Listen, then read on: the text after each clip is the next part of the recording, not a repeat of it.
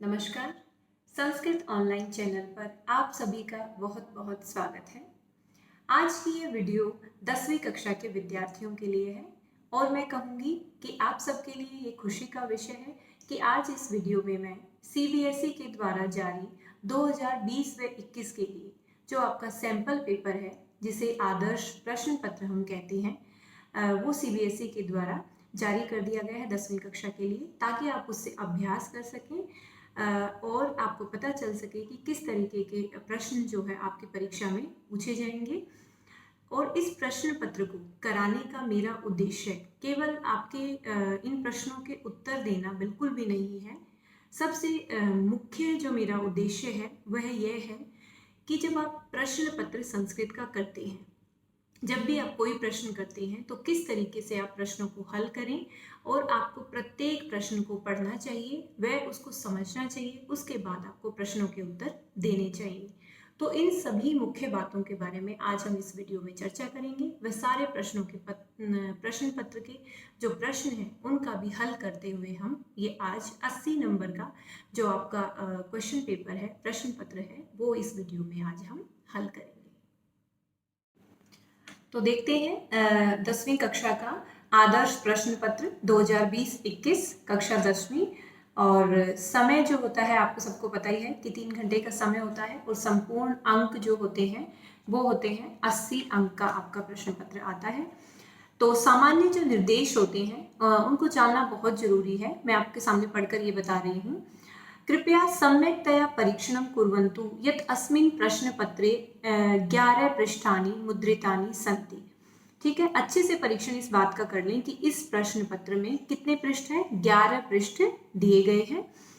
और कृपया सम्यक्तया परीक्षणं कुर्वन्तु यत् अस्मिन् प्रश्न पत्रे 19, ठीक है, प्रश्न 19 जो है आपके प्रश्न सन्ति, 19 जो है प्रश्न जो है आपके दिए गए हैं प्रश्न पत्र में। तो ये आप अच्छे से ध्यान रखें इन सब बातों का, ये बहुत महत्वपूर्ण बातें हैं। कई बार बच्चे प्रश्न बीच में छोड़ देते हैं, उनको पता नहीं चलता कि कितने प्रश्न आए थे हमारी परीक्षा में। तो अगर ये कुछ मुख्य बिंदु आप शुरू में पढ़ लेंगे तो आपको ध्यान रहेगा कि आपका कोई प्रश्न छूटा नहीं है। उत्तर लेखनात् पूर्वम प्रश्नस्य क्रमांकः अवश्यम लेखनीय है। बहुत महत्वपूर्ण बात है, उत्तर लिखने से पहले प्रश्न का जो क्रमांक है, जो नंबर है प्रश्न का, वो आपको क्रम जरूर लिखना है। सबसे इंपॉर्टेंट बात, वो बच्चे भूल जाते हैं अक्सर कि प्रश्न 2 का पहला पार्ट है या प्रश्न 3 का पहला पार्ट है। कई बार एक जगह वो कंप्लीट आपका नहीं होता तो आप दूसरी जगह भी करते हैं उसको। मतलब कोई भी ऐसा प्रश्न जो आप लिख रहे हैं, चाहे आप क्रम से कर रहे हैं या आप कहीं आगे पीछे कर रहे हैं, उसका सही क्रमांक डालना बहुत जरूरी है। तो ये बिंदु, आप जो महत्वपूर्ण बिंदु है उसको ध्यान रखेंगे। अगला है अस्य प्रश्न पत्र से पठनाय 15 निमेषा निर्धारिता सन्ति। ठीक है, 15 मिनट जो आपको है इसमें दिए जाते हैं पढ़ने के लिए प्रश्न पत्र। अस्मिन् अवधौ केवल प्रश्न पत्रम पठनीय। इस समय में आपको केवल प्रश्न पत्र को पढ़ना होता है, और ज्यादातर बच्चे संस्कृत का प्रश्न पत्र नहीं पढ़ते हैं। ये आपकी सबसे बड़ी गलती होती है। तो मैं आप सबसे रिक्वेस्ट करूंगी कि प्रश्न पत्र एक बार जरूर पढ़िएगा, देखना उससे आपका कितना फायदा होगा।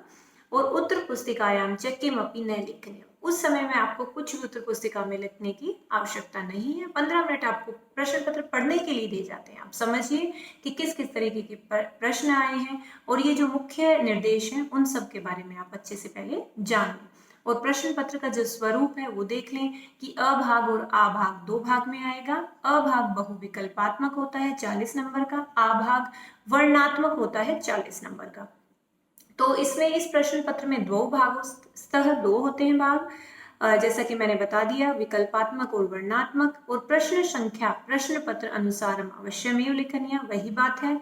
और सभी प्रश्नों के उत्तर संस्कृतेन लेखनीयानि। ये बात ध्यान देना है आपको कि संस्कृत में ही आपको उत्तर देने हैं, कोई बच्चा उनको हिंदी में ना लिखे। प्रश्नानाम निर्देशा ध्यानेन अवश्यम पठनीय। जो भी निर्देश दिए जाते हैं किसी भी प्रश्न में, उनको आप जरूर ध्यान से पढ़ें। ये बहुत ही महत्वपूर्ण बात है। आगे बढ़ते हैं अभाग की ओर। जो बहुविकल्पात्मक प्रश्न है, ऑप्शन वाले प्रश्न इसमें आते हैं।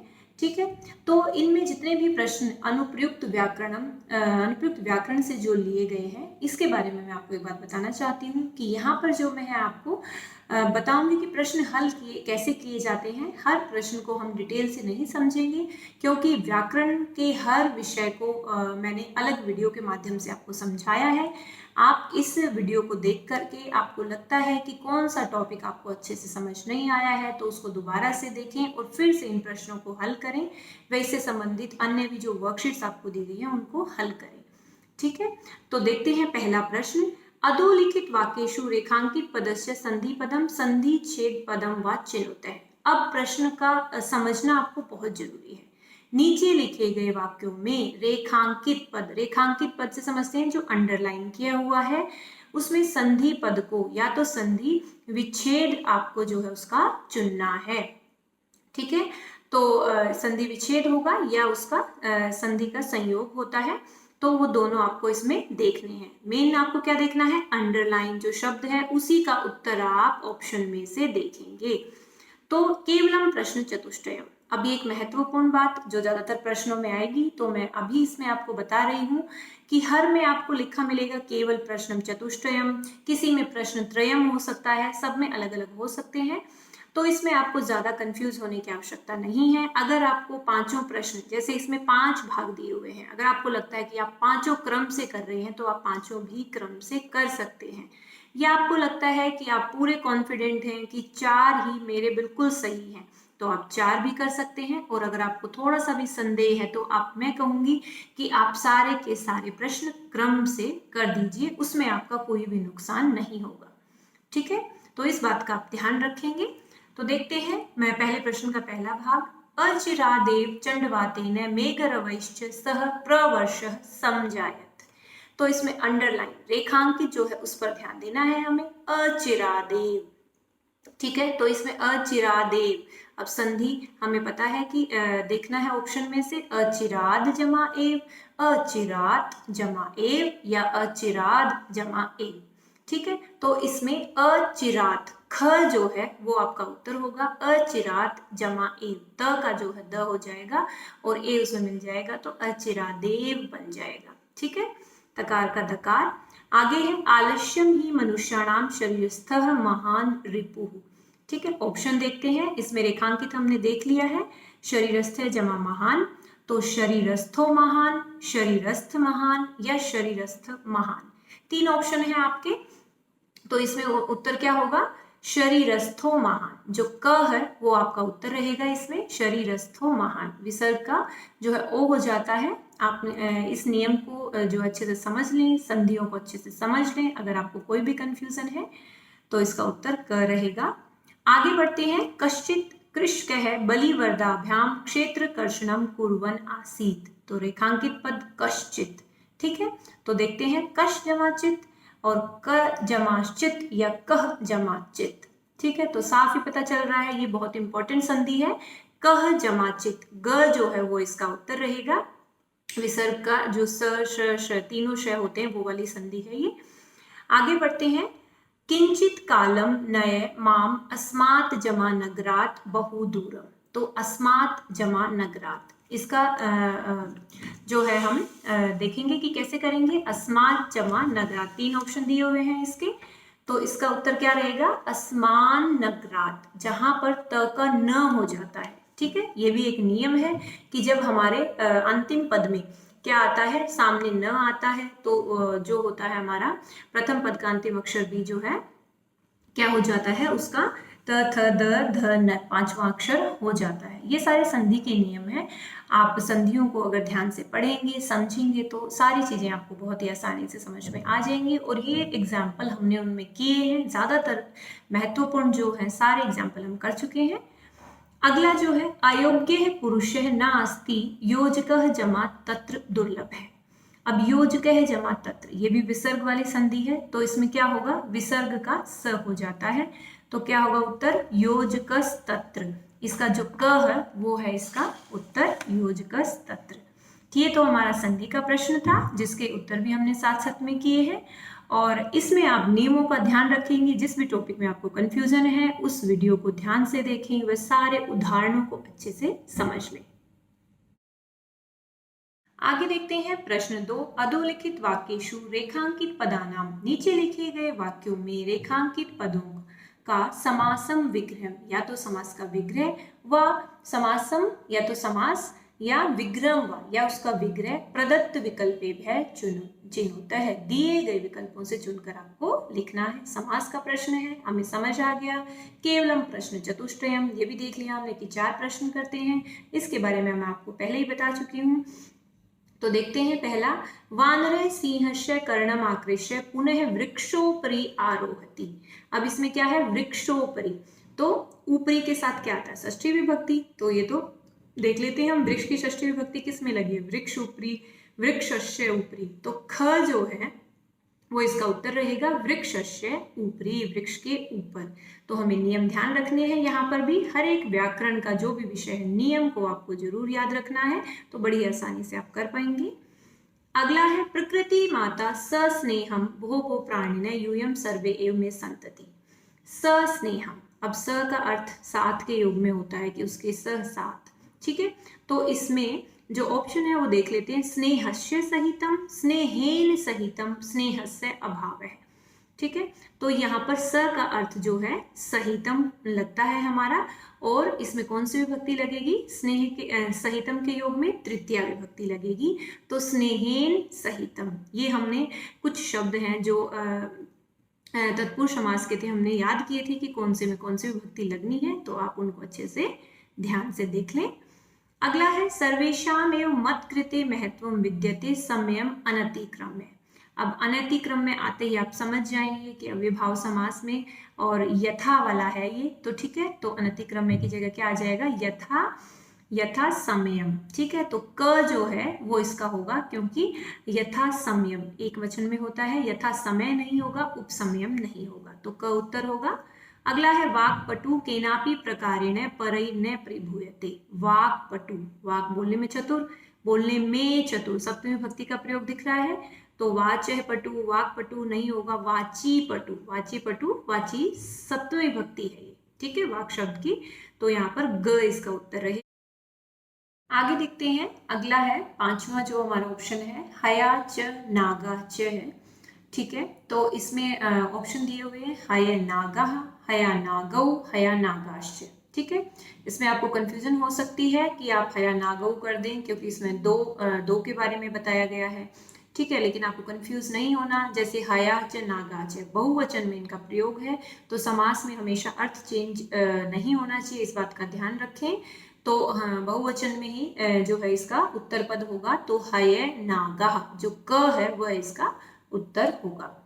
अगला प्रश्न देखते हैं, प्रश्न 3, अधोलिखित वाक्येषु रेखांकित पदानां प्रकृति प्रत्यय संयोज्य विभज्य व उचितम उत्तरम विकल्पेभ्यः चिन्होतः। नीचे लिखे गए वाक्यों में रेखांकित पदों के प्रकृति प्रत्यय को जोड़ना है या अलग करना है, संयोज्य जोड़ना, विभज्य अलग करना, और उचित उत्तर को विकल्पों से चुनकर लिखना है। केवलम प्रश्न चतुष्टयम, ये आपकी इच्छा पर है, अगर आपको अच्छे से प्रश्न आ रहे हैं तो 4 ही करिए, नहीं तो आप 5 भी कर सकते हैं अगर आपको कंफ्यूजन है तो, ठीक है। तो देखते हैं, पहला जो है हमारा, विद्वांस एव लोके अस्मिन् चक्षुर्मन्तः प्रकीर्तितः। तो इसमें जो है चक्षुष्मन्तः, ठीक है, तो हमें इसमें क्या देखना है, प्रत्यय देखना है। तो इसमें चक्षुष जमा मतुप, चक्षुष, ठीक है, ये मूर्धन्य श है, मतुप चक्षु जमा मतुप। तो इसमें क्योंकि हम देख लेंगे कि हमारे पास चक्षुष जो मूर्धन्य श ख भाग है जमा मतु, वो हमारा उत्तर रहेगा, क्योंकि हमारे जो प्रत्यय लगा हुआ है जिसमें, उसमें हमने देखा कि मूर्धन्य श है, तो हमारे विग्रह में भी वही होगा, जो प्रत्यय अलग किया गया है उसमें भी वही रहेगा। तो आप इस तरीके से छोटी छोटी बातों का ध्यान रखें तो आपका उत्तर गलत नहीं होगा। अगला है विचित्रा दैव गति। अब विचित्रा का देखना है हमें, यहाँ पर विचित्रा का देख लेते हैं, विचित्र जमा टाप, विचित्र जमा गीप, विचित्र जमा त्व। अब विचित्रा, इसमें आ का ध्वनि आ रही है, तो विचित्र जमा में टाप, क इसका उत्तर रहेगा। अथवा में यहाँ पर एक दिया हुआ है, इन दोनों में से कोई एक कर सकते हैं। जम्बुकः स्वामिन यत्र अस्ते सा धूर्ता तत्र गम्यताम, धूर्ता, अब ये भी आ साउंड स्त्रीलिंग शब्द हो रहा है, धूर्ता, तो धूर्त जमा तल, धूर्त जमा टाप या धूर्त जमा त्व। त्व जो है आपका, तो इसमें क्या होगा, धूर्त जमा टा, ये आपका उत्तर रहेगा ख वाला। आगे बढ़ते हैं, तीसरा जो है इसका, तस्य भार्या बुद्धि जमा मतु पुत्रदयोपेता पितृगृहं प्रति चलिता। तो बुद्धि जमा मतु, अब स्त्रीलिंग है, ये आपको ध्यान रखना है, तो बुद्धिमान नहीं होगा, बुद्धिमती और बुद्धिमत, तो इसमें स्त्रीलिंग में बुद्धिमती होता है, हम ये ध्यान रखेंगे, तो ख जो है हमारा उत्तर होगा। अगला है सर्वेशाम एवं मत कृते महत जमात्व विद्यते। ठीक है, तो हमें इसका पता ही है कि इसमें महता नहीं होगा, और महत्वम जिसमें एक त दिया हुआ है वो भी नहीं होगा, क्योंकि त्व प्रत्यय हमारा लगना है तो डबल तय हो जाएंगे, तो महत्वम ग जो है वो हमारा सही उत्तर होगा। आगे बढ़ते हैं प्रश्न 4 की ओर, वाच्य से नियम अनुगुणम विचितम विकल्पम चिनोत है। नियम के अनुसार उचित विकल्प इसमें भी चुनना है, वाच्य का केवल प्रश्न त्रयम, 3 प्रश्न करने हैं आपको।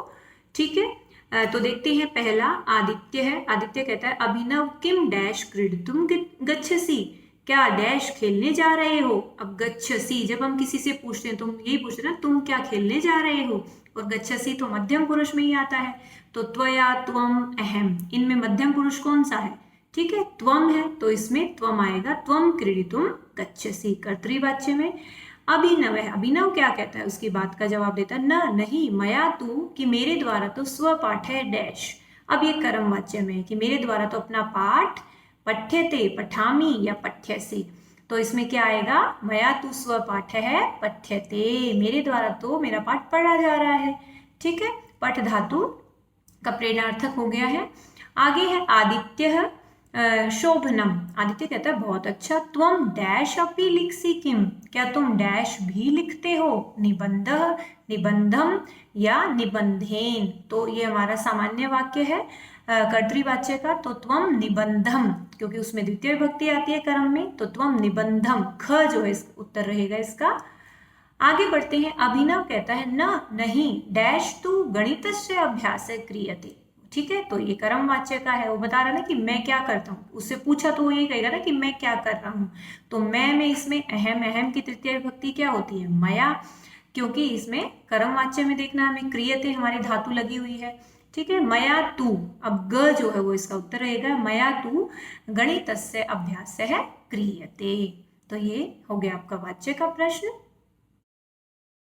हैं प्रश्न 5 की ओर, प्रदत्तेभ्य विकल्पेभ्य समुचितम कालबोध शब्दम, कालबोधक शब्दम चिन्होत है। नीचे दिए विकल्पों में से कालबोधक शब्द चुनकर लिखना है आपको, बहुत ही आसान प्रश्न है, 4 करने हैं, केवलम प्रश्न चतुष्टयम। ठीक है, 4 नंबर दिए हुए हैं, ये आप साथ में ध्यान रखें। तो पहला है अहम सायं 5:30। ठीक है, तो 5:30 को हम क्या बोलते हैं, ये प्रश्न मैंने आपको बहुत ही अच्छे से व्याख्या करके वीडियो में बताया है, तो इसको जरूर देख लें और समझ लें, आसानी से आप कर पाएंगे। 5:30, साढ़े की संस्कृत क्या होती है, अब सार्ध, और 5 की पंचवादने, तो क जो है वो आपका उत्तर रहेगा सार्ध पंचवादने। आगे है केशव प्रातः 6 वादने। ठीक है, जागृति, अब 6 की संस्कृत क्या होती है, षड, तो षड कहाँ पर है, इसमें क में नहीं है, ख में नहीं है, ग में। ठीक है, तो ग में षड वादने, क्योंकि यहाँ पर वादने नहीं दिया हुआ है, इसलिए हमें वादने साथ में जरूर लगाना है, इस बात का ध्यान रखिए। अगर वादने वाक्य में दिया हुआ हो, अगर दिया हुआ हो तो आपको वादने दोबारा से नहीं लगाना है, इस बात का ध्यान रखिए। आगे है कपिले प्रातः 7:30, 7:30 7:30, तो वही साढ़े का सार्ध और 7 का सप्त, तो क जो है वो इसका उत्तर रहेगा सार्ध सप्तवादने। ठीक है, तो सीधा आप उत्तर की तरफ ही ध्यान देंगे, जो आपने अपनी समझ बनाई है इस प्रश्न में, सीधा उसके बारे में ही सोचेंगे, कोई कंफ्यूजन नहीं। आगे है चौथा जो है हमारा ऑप्शन सायं 4:30, 4:30। ठीक है, तो 4:30 का भी क्या होगा, सायं 4:30 का सार्ध, साढ़े का हमें पता चल गया सार्ध, और 4 का चतुर्वादने, तो ख जो है वो हमारा उत्तर होगा इसका। आगे बढ़ते हैं 5वां, प्रणव है रात्रौ 8:45। अब 8:45 को हम क्या बोलते हैं, 45 वालों को हम बोलते हैं पौने, पौने की संस्कृत होती है पादोन, तो पादोन वाला देख लेंगे इसमें। पहला नहीं है क, ख नहीं है ग, पादोन नववादने। और 8:45 को आप 7:45 करके ना लिखें, ध्यान दें कि जितना पूरा टाइम हुआ है 8:45 हम उसे बोलते हैं, तो पादोन और 9 की संस्कृत नववादने। ठीक है, तो अगला है हमारा प्रश्न 6, वाक्य अनुगुणम उचित अव्यय पदम चिनुतः। वाक्य के अनुसार हमें क्या करना है, उचित अव्यय पद, अव्यय का प्रश्न है, केवलम प्रश्न त्रयम, 3 प्रश्न आपको करने हैं क्योंकि 3 अंक का प्रश्न है, एक एक्स्ट्रा दिया हुआ है आपको। तो देखते हैं पहला, डैश छात्राः पादपान सिंचन्ति। अब डैश छात्राः, अब ज्यादा छात्राएं हैं ये हमें देखना है, ठीक है। तो सिंचन्ति और मतलब लट लकार का ही वाक्य है, तो श्वः, ठीक है, श्वः आएगा या हय आएगा या इदानीम आएगा।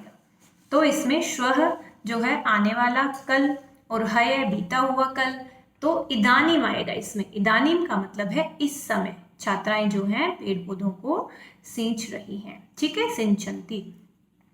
तो इसमें इदानीम इस समय। तो आप वाक्य का एक बार अर्थ जरूर निकाल लें अपनी तरफ से, फिर अव्यय का प्रयोग करें। आगे देखते हैं, दुर्वहम डैश जीवितम जातम। तो ये तो आपके सामने आया हुआ ही है, पाठ का वाक्य है। दुर्वहम, दुर्वहम अत्र आता है, तो तत्र नहीं होगा, अन्यत्र नहीं होगा, और अत्र होगा इसमें, कि यहाँ पर तो जीना ही बहुत मुश्किल हो गया है, दुर्वहम निर्वाह करना बहुत मुश्किल हो गया है, तो अत्र। आगे है, निर्जन स्थाने रोदनम डैश भवती। निर्जन खाली किसी भी स्थान पर डैश भवती, रोना जो है, रुदन करना, डैश भवती क्या होता है, श्वः नहीं, वृथा बेकार, एव भी नहीं होगा, एव का अर्थ होता है ही, तो वृथा भवती बेकार होता है।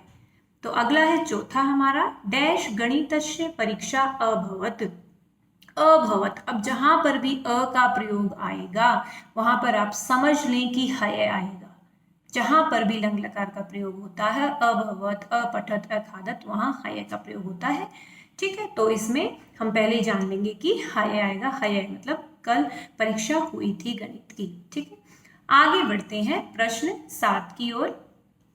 अधोलिखित वाक्येषु रेखांकित पदम अशुद्धम अस्ति। रेखांकित पद जो है अशुद्ध है, शुद्धम विकल्पे भय चिन्हित है, शुद्ध पद आपको विकल्प से चुन करके लिखना है। केवलम प्रश्न त्रयम, केवल 3 प्रश्न करने हैं। देखते हैं, पहला है भवान फलम खादः। ये प्रश्न करने से पहले एक धातु कम से कम बहुत अच्छे से याद कर लें, और जो मुख्य शब्द रूप हैं, सर्वनाम शब्द रूप है, उनको एक बार से रिवाइज कर लें, तो आपका प्रश्न अच्छे से हो जाएगा। भवान फलम खाद, ठीक है, तो भवान फलम खाद, भवान क्या आता है आपका लट लकार का होगा, ठीक है, तो प्रथम पुरुष एक वचन, तो भवान फलम खाद। अब खाद इसमें कौन सा लगाया, लोट लकार का प्रयोग है, तो ठीक है, भवान के साथ हम देखेंगे कि क्या लगेगा, ठीक है। लोट लकार में प्रथम पुरुष एक वचन क्या होगा, खाद तू, कि आप फल खाएं, ठीक है। पहले अब देखना है आपको कौन सा लकार है, फिर देखना है आपको कि कौन से लकार का कौन सा पुरुष और कौन सा वचन आपको लगाना है। तो आगे है वृक्षाणि हरिताः सन्ति, ठीक है, तो वृक्षान या वृक्षः और वृक्षौ। अब वृक्षाणि नहीं होता, ये होता है पुल्लिंग शब्द वृक्ष, तो यहाँ पे क्या होगा, वृक्षः, ठीक है, तो वृक्षः हरिताः सन्ति। सह ग्रामम गच्छन्ति, अब सह के साथ गच्छन्ति कभी नहीं आता, क्योंकि सह क्या है, लट लकार प्रथम पुरुष एक वचन है, सह, सह तौते ऐसे करते हैं हम, ठीक है, तो सह तौते, तो ये प्रथम पुरुष एक वचन है हमारा, तो सह के साथ तो गच्छति गच्छत है, जैसे गच्छति प्रथम पुरुष एक वचन है, तो सह गच्छति। तो आगे बढ़ते हैं, आनंदे हय न आगमिष्यति, तो फिर से यहाँ पर हय आ गया है, तो आगमिष्यति तो लिट लकार का है, वो नहीं आएगा, हमें लंग लकार का देखना है, आगच्छत, आगच्छति या आगच्छन। आगच्छन नहीं होगा क्योंकि आनंद अकेला है, एक व्यक्ति है, तो आगच्छत इसका सही उत्तर होगा, आगच्छत। आगे बढ़ते हैं प्रश्न 8 की ओर। रेखांकित पदानि आधृत्य समुचितम प्रश्नवाचकम पदम चिनुतः। ये जो हमारा अभी शुरू हुआ है, ये है पठित अवबोधन, ठीक है, पठित अवबोधन। सारे जो प्रश्न हैं वो आपकी पुस्तक में से लिए गए हैं यहाँ पर। तो देखेंगे केवलम प्रश्न पंचकम, 5 प्रश्न करने हैं, साइड में अंक भी लिखे हुए हैं, आप ध्यान देंगे, एक एक नंबर का प्रश्न है आपके 5। पहला है, महानगरेषु वाहनानाम अनंतः पंक्तयः धावन्ति। इसमें आपको क्या लगाना है, प्रश्नवाचक। किम शब्द रूप अच्छे से याद होना चाहिए, तभी ये प्रश्न हल होगा। तो महानगरेषु सप्तमी विभक्ति बहुवचन, तो उसकी जगह क्या आ जाएगा, महानगरेषु की जगह इसमें है आपका कस्य कुत्र केशाम। ठीक है, तो यहाँ पर ऑप्शन में आपका सप्तमी विभक्ति जैसे केशु ये नहीं है, तो महानगरेशु महानगरों में, तो आपको सेंस देखनी है कि कहाँ पर बहुत सारी वाहनों की जो है पंक्तियां लाइन लगी रहती है, तो कुत्र आएगा यहाँ पर। ठीक है, जो अव्यय है, कई बार अव्यय भी प्रयोग होते हैं प्रश्नवाचक में हमारे, तो आप इस चीज का ध्यान रखेंगे। पहले वाक्य का अर्थ निकाल कर देखेंगे। दूसरा है बुद्धिमती चपेटया पुत्रो प्रहृतवती। चपेटया अभी थप्पड़ से, ठीक है, चपेटया थप्पड़ से मारती है। ठीक है, तो किससे, तो तृतीय विभक्ति में देखेंगे क्या आएगा इसमें, कया, किम शब्द। ठीक है, तृतीय विभक्ति कया। आगे देखते हैं मयूरस्य नृत्यम प्रकृति है आराधना अस्ति, प्रकृति की आराधना है, षष्ठी विभक्ति। ठीक है, तो इसमें क्या होगा, प्रकृति तो स्त्रीलिंग शब्द है, तो कश्याः, ग जो है वो हमारा उत्तर रहेगा, ग कश्याः। आगे बढ़ते हैं सुराधिपः, सुराधिप, इंद्र ने ताम अपृच्छत, उनको पूछा। सुराधिपः, अब एक वचन में सिर्फ प्रथम पुरुष सीधा है मतलब, ठीक है, प्रथमा विभक्ति में, तो क्या हो जाएगा, कह, कौन, सुराधिपः। ठीक है, पांचवा करुणा परो गृही तस्मयी आश्रयम प्रायच्छत, तो तस्मयी क्या है, चतुर्थी विभक्ति है, तो उसमें देखेंगे हम क्या आ जाएगा, कस्मयी, किम शब्द की भी चतुर्थी विभक्ति, एक वचन कस्मयी, तस्मयी मतलब उसके लिए, कस्मयी का मतलब किसके लिए, प्रश्नवाचक बन गया। आगे है संसारे विद्वांसः, विद्वान बहुवचन है, विद्वान विद्वांसो विद्वांसः, तो कह कौ के, क्योंकि पुल्लिंग है वो भी शब्द, और इसमें भी हम किम का पुल्लिंग बहुवचन देखेंगे, तो उत्तर होगा के। प्रश्न 9 की ओर, अधोलिखित वाक्येषु रेखांकित पदानाम, नीचे लिखे गए रेखांकित जो पद हैं उसमें प्रसंग अनुकूलम उचित अर्थम चिनुतः है, प्रसंग के अनुकूल उचित अर्थ आपको चुनना है। केवलम प्रश्न चतुष्टयम, 4 प्रश्न करने हैं इसमें भी, आप देखते हैं क्योंकि जैसे मैंने आपको बताया कि ये पाठों से ही लिए गए हैं, पठित अवबोधन है, तो आप इसलिए पाठों का अपने जितने भी पाठ्य पुस्तक के आपके चैप्टर्स हैं जो आपके पाठ्यक्रम में है इस वर्ष, उनको अच्छे से अध्ययन कर लें, उनके प्रश्न उत्तर अभ्यास को अच्छे से करें। देखते हैं पहला, नवमालिका रसालम मिलिता। ठीक है, तो रसालम का आपको अर्थ देखना है। अब यहाँ पर वनम है, आम्रम है या वृक्षम है, तो रसालम का क्या होगा, रसीले क्या है, आम्रम, आम। ठीक है, तो आम्रम के साथ जो है रसालम का हमने देखा कि अनुकूल प्रतीत हो रहा है उसके साथ, तो उचित अर्थ जो है इसका क्या होगा, आम्रम। आगे बढ़ते हैं, राजपुत्र से भार्या पुत्र दयोपेता पितृगृहम प्रति चलिता। अब भार्या, भार्या का क्या होगा अर्थ, अगर हम देखेंगे तो माता नहीं होगा, सखी नहीं होगा, क्या होगा, पत्नी। सही अर्थ क्या होगा, पत्नी होगा। जिस प्रकार हमने ऊपर देखा था, आम्रम, आम जो है और रसीले होते हैं वो तो आम के साथ मैच हुआ था वो, और ऐसे ही भार्या का पत्नी के साथ। आगे बढ़ते हैं, वृषः जवेन गंतुम अशक्तः आसीत्, जवेन मतलब शीघ्रता से, तो तीव्र गत्या, जव इति अनेन या मंदम मंदम, तो तीव्र गत्या, जवेन क्या होता है, तीव्र गत्या। करीच, सिंहस्य बलम जानाति, करी कौन होता है, हाथी, तो हाथी की संस्कृत देखेंगे, करय नहीं, सिंह नहीं, गज, गज है इसका सही उत्तर होगा, ग।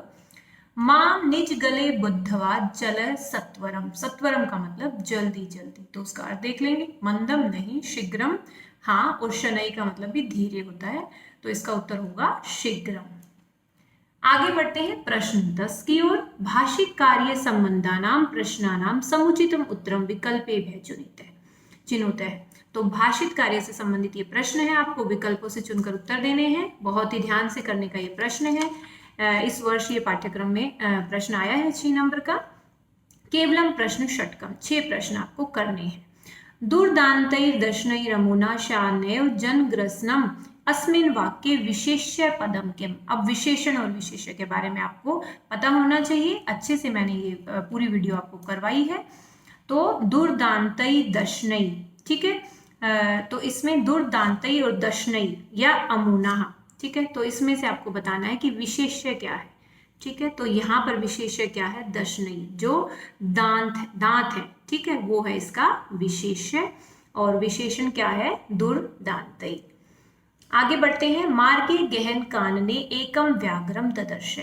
एक मार्ग में उसको एक व्याघ्र को देखा। अत्र वने, वन जो शब्द है यहाँ पर, इत्यर्थे किम पर्याय पदम प्रयुक्तम। वन की जगह कौन सा शब्द आया, अभी हमने देखा ना, तो क्या आया इसमें, वन की जगह मार्गे गहने या कानने, तो कानने शब्द का प्रयोग हुआ, ये हमें अलग से ही पता चल रहा है। आगे देखते हैं। स ऋषभः हलम ऊढ्वा गंतुम अशक्तः क्षेत्रे पपातः। अत्र क्रियापदम किम, क्रियापद बताना है आपको, देखना है धातु कौन सी प्रयोग हुई है यहाँ पर। ठीक है, हर एक प्रश्न को समझें आप पहले। जैसे पहले विशेष्य पद पूछा, ठीक है, फिर पर्याय मतलब पर्यायवाची बताना है आपको, फिर क्रियापद मतलब कोई धातु बतानी है उसमें आपको। तो प्रश्न जरूर समझें ताकि आप तभी उसका उत्तर ढूंढ पाएंगे। तो इसमें धातु कौन सी लगी हुई है, क्षेत्रे पपाते, गिर गया था ना वो जो बैल था, तो पपाते जो है वो है इसमें क्रियापद। और आगे बढ़ते हैं।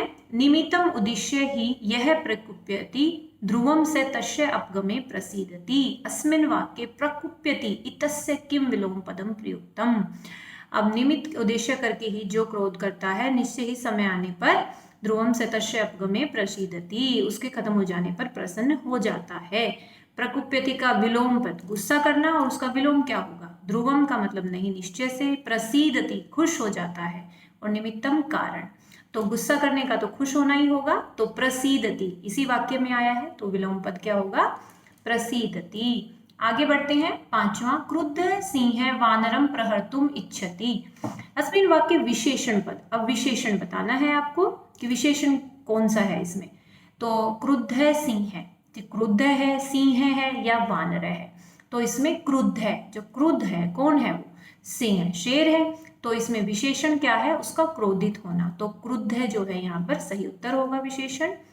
आदेशम प्राप्य उभौ प्राचलताम, आदेश प्राप्त करके दोनों चल पड़े। अत्र कर्तृपदम किम, कर्तृपद क्या होता है, कर्ता। ठीक है, तो इसमें आपको देखना है कि कर्ता कौन है। ठीक है, मेन रूप से आपको शब्द रूप पे भी ध्यान देना है, इसमें कौन सा शब्द रूप प्रयोग हुआ है वही आपका इसमें कर्ता मिलेगा। तो आदेशम प्राप्य उभौ, कौन चल पड़े, वे दोनों। ठीक है, तो इसमें उभौ जो शब्द है, आदेश नहीं होगा क्योंकि, और प्राप्य भी नहीं होगा, तो उभौ जो शब्द है वो आपका कर्तृपद है, क्योंकि उन दोनों के बारे में बात की गई है। पिता यच्छति पुत्राय बाल्ये विद्याधनम महत। अत्र विशेषण पदम किम, अब विशेषण बताना है यहाँ पर। ठीक है, तो पिता जो है बाल्यकाल में पुत्र को क्या देता है, विद्या रूपी धन देता है। महत, विद्या धनम महत, महान जो सबसे बड़ा धन होता है वो, तो यहाँ पर जो महत शब्द है वो क्या है, विशेषण पद है। ठीक है, महत शब्द क्या है, विशेषण है, और जो विद्या रूपी विद्या का धन जो है वो है यहाँ पर विशेष्य। तो उत्तर होगा हमारा यहाँ पर ख, महत। आगे है। तस्य मृत शरीरम राजमार्गम निक्षा वर्तते। अत्र निकटे इत्यर्थे किम पदम दत्तम। निकटे के योग में कौन सा पद यहाँ पर दिया गया है, इस लाइन में देखिए। तस्य मृत शरीरम राजमार्गम निक्षा, राजमार्ग के समीप। ठीक है, निक्षा का मतलब समीप होता है, और निकट का मतलब भी वही होगा, तो यहाँ पर राजमार्गम नहीं होगा, मृत शरीरम नहीं, निक्षा जो है आपका वो सही उत्तर होगा। तो इस तरीके से इस प्रश्न को आप अच्छे से पहले समझें, सारे पाठों को समझें और फिर इनके उत्तर दें।